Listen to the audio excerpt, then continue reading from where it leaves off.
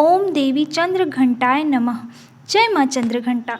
नवरात्रि का तीसरा दिन माँ दुर्गा के तीसरे स्वरूप माँ चंद्र घंटा की आराधना का दिन है। जैसा कि नाम से ही स्पष्ट है, चंद्र घंटा माँ के मस्तक पर अर्धचंद्र के आकार की घंटी सुशोभित रहती है। इसी कारण उनका नाम चंद्र घंटा पड़ा। उनका स्वरूप दिव्य और अद्भुत है। माँ का रंग सुनहरी आभा लिए हुआ है। 10 भुजाएं हैं। प्रत्येक हाथ में अलग अलग अस्त्र शस्त्र विराजमान हैं। उनका वाहन सिंह है, जो वीरता और शक्ति का प्रतीक है। माँ के शरीर से निकलने वाली तेजस्विता पूरे ब्रह्मांड को आलोकित कर देती है।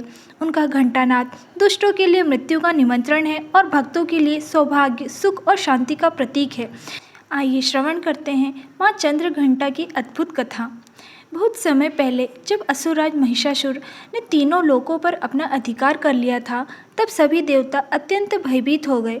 महिषासुर ने अपनी शक्ति से स्वर्ग लोक पर कब्जा कर लिया और देवताओं को वहां से निकाल दिया। पृथ्वी पर उसका आतंक इतना फैल गया था कि ऋषि मुनि भी यज्ञ और तप करने से वंचित हो गए। देवताओं ने ब्रह्मा, विष्णु और महादेव के पास जाकर प्रार्थना की, हे त्रिदेव, महिषासुर का अत्याचार दिन प्रतिदिन बढ़ता जा रहा है। हम सब असहाय हैं।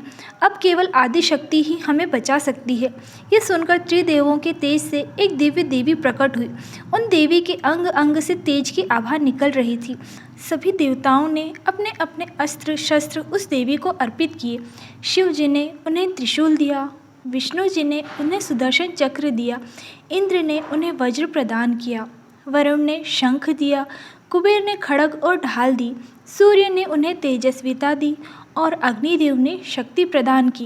इन सभी शक्तियों से सुशोभित होकर जब देवी प्रकट हुई तो उनके मस्तक पर अर्धचंद्र की आकृति वाली एक घंटी प्रकट हुई।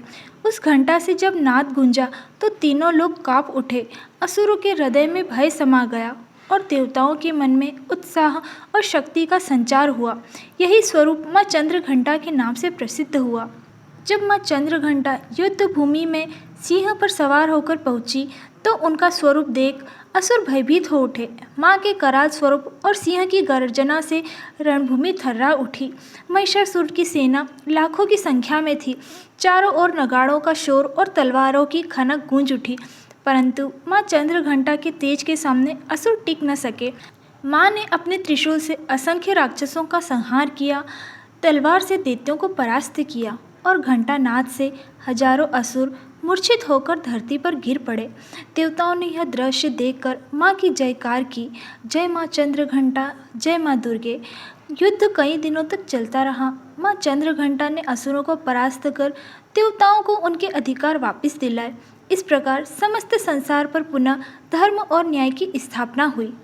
आइए जानते हैं माँ चंद्र घंटा का हमारे जीवन में महत्व। जो भी भक्त श्रद्धा से माँ चंद्र घंटा की उपासना करता है, उसके जीवन से भय और शंका समाप्त हो जाती है। माँ साधक को अदम्य साहस और शौर्य प्रदान करती है। माँ की कृपा से भक्त को घर परिवार में शांति, धन धान्य और समृद्धि मिलती है। रोग, शोक, पाप और बाधाएं दूर होती है। साधक का मन एकाग्र होता है और उसे आध्यात्मिक उन्नति प्राप्त होती है।